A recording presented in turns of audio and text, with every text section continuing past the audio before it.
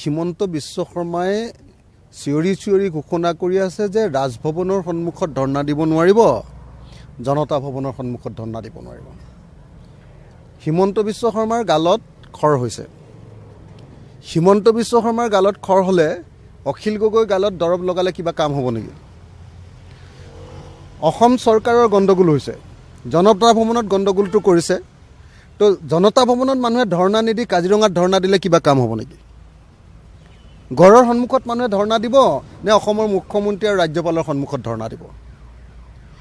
এই যে চৰকাৰখন সাংঘাতিক ধৰণে ফেচিষ্ট চৰকাৰত পৰিণত হৈছে, কাৰো কথা নুশুনে, স্বৈৰতান্ত্ৰিক। কেতিয়াবা আমি দেখিছোঁ যে কেতিয়াবা আপোনাৰ ফেচবুকত লিখিলেও জেলত ভৰাই দিয়ে, কেতিয়াবা কোনোবাই প্ৰতিবাদ কৰিলেও জেলত ভৰাই দিয়ে। আজি কৈছে যে নহয়, হিমাচল প্ৰদেশৰ পৰা আহি এজন সৰ্বভাৰতীয় নেতাই অসমত আহি প্ৰতিবাদ কৰিব নোৱাৰিব, তেওঁক বোলে জেলতে তেওঁক বোলে জেলতে ভৰাই দিয়া দৰকাৰ আছিলে। এনেকুৱা ধৰণৰ ফেচিষ্ট কথা কৈছে। আপোনালোকে দেখিছে যে এই মানুহজনৰ হৈছে কি? আজিৰ দিনটোত চাৰিজন মন্ত্ৰী তেওঁ নতুনকৈ দিলে, তাৰপিছত তেওঁ নটিচ উলিয়াই দিলে যে এই চাৰিজন মন্ত্ৰীক ফাইল চুবলৈ দিয়া নহ'ব। তাৰমানে মন্ত্ৰী হ'ব তেওঁলোক, ফাইল চুব তুমি। তাৰপিছত তেওঁলোকে ক'লে যে নহয়, এতিয়া ক'লে যে মন্ত্ৰীবিলাকে কোনেও মাত মাতিব নোৱাৰিব। অখিল গগৈয়েও মাত পাতিব নোৱাৰিব, ভূপেন বৰাই মাত পাতিব নোৱাৰিব, বিৰোধী দলেও মাত পাতিব নোৱাৰিব, ৰাজভৱনতো মাত পাতিবলৈ নিদিব, জনতা ভৱনতো মাত পাতিবলৈ নিদিব, ফেচবুকতো মাত পাতিবলৈ নিদিব, ক'তো প্ৰতিবাদো কৰিবলৈ নিদিব। আৰু যিকেইজন মানুহে তেওঁ মন্ত্ৰী পাতি দিছে, সেই মন্ত্ৰীকেইজনকো ক'ব যে মন্ত্ৰীয়ে কোনো মুখেৰে মাতিব নোৱাৰিব, অকল এতিয়া মাত পাতিব পাৰিব কেৱল হিমন্ত বিশ্ব শৰ্মাই। এখন কি দেশ বনাইছে? এই চৰকাৰখনৰ আমাক প্ৰতিশ্ৰুতি কি আছিলে? এই চৰকাৰখনে আমাক প্ৰতিশ্ৰুতি দিছিলে যে ভাৰতবৰ্ষৰ ভিতৰত 1 নম্বৰ ৰাজ্য কৰিম, শ্ৰেষ্ঠ ৰাজ্য কৰিম। নৰেন্দ্ৰ মোদীয়ে কৈছিলে, হিমন্ত বিশ্ব শৰ্মাই কৈছিলে। আজি অসম ভাৰতৰ ভিতৰত 1 নম্বৰ ক'ত হৈছে? কোনটো ক্ষেত্ৰত 1 নম্বৰ হ'ল? 1 নম্বৰ হৈছে স্মাৰ্ট মিটাৰ লগোৱাৰ ক্ষেত্ৰত। স্মাৰ্ট মিটাৰ লগাই অসমৰ মানুহক লুণ্ঠন কৰাৰ ক্ষেত্ৰত গোটেই ভাৰতবৰ্ষৰ ভিতৰত আমি 1 নম্বৰ। 25 লাখ স্মাৰ্ট মিটাৰ লগাইছে। গোটেই দেশৰ ভিতৰত এতিয়ালৈকে কিজানি 30-35 লাখ স্মাৰ্ট মিটাৰ লগোৱা হৈছে, তাৰ ভিতৰত 25 লাখ স্মাৰ্ট মিটাৰ অকল অসমত লগাই দিছে। 25 লাখ স্মাৰ্ট মিটাৰ অকল অসমত লগাইছে। এইটো এটা ভয়াৱহ ধৰণৰ ঘটনা। আপুনি অসম ক'ত 1 নম্বৰ কৈছে?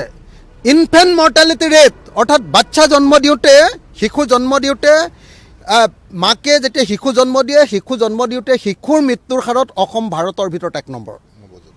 নৱজাতক মৃত্যুৰ ক্ষেত্ৰত অসম ভাৰতৰ ভিতৰত 1 নম্বৰ। অসম ভাৰতৰ ভিতৰত ক'ত 1 নম্বৰ হৈছে? আপোনালোকে যদি চাই তেতিয়াহ'লে দেখিবলৈ পাব যে শিশুৰ মৃত্যুৰ ক্ষেত্ৰত 1 নম্বৰ হৈছে।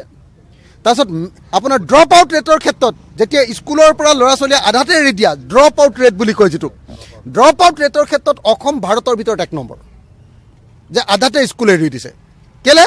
কাৰণ অসমৰ ল'ৰা দুখীয়া, অসমৰ ল'ৰাই হাজিৰা কৰিবলৈ যাব লাগে, অসমৰ ল'ৰাই মাক দেউতাকক সহায় কৰিব লাগে, গতিকে স্কুল এৰি দিয়ে।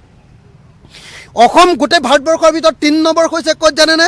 মেটাৰনেল মৰ্টেলিটি ৰেট, মাতৃ মৃত্যু, প্ৰসূতি মৃত্যুৰ ক্ষেত্ৰত 3 নম্বৰ হৈছে। আৰু অসম ভাৰতৰ ভিতৰত 4 নম্বৰ হৈছে এই তলৰ ফালৰ পৰা 4 নম্বৰ কিহত জানেনে? যে আমাৰ গড় জনমূৰি আয়ৰ ক্ষেত্ৰত, পাৰ কেপিটা ইনকামৰ ক্ষেত্ৰত আমি ভাৰতৰ ভিতৰত তলফালৰ পৰা 4 নম্বৰ ৰাজ্য। এজন মুখ্যমন্ত্ৰীয়ে কৈছিলে যে যেতিয়া কংগ্ৰেছ চৰকাৰ আছিলে, কৈছিলে যে 23 লাখ নিবনুৱা আছে, আমি প্ৰত্যেকজন নিবনুৱাক চাকৰি দিম, কৰ্মসংস্থাপন দিম। এইটো তেওঁলোকৰ ডাঙৰ প্ৰতিশ্ৰুতি আছিলে। এতিয়া 23 লাখ নিবনুৱাৰ ঠাইত 32 লাখ নিবনুৱা হ'ল। এতিয়া তেওঁ কি কৈছে? এতিয়া কৈছে যে এই হিচাপটো মিছামিছিকৈ অনলাইনত ভুলকৈ আহিলে, এইটো মিছামিছিকৈ ওলাইছে, এই হিচাপটোকে আমি বদলাই দিম।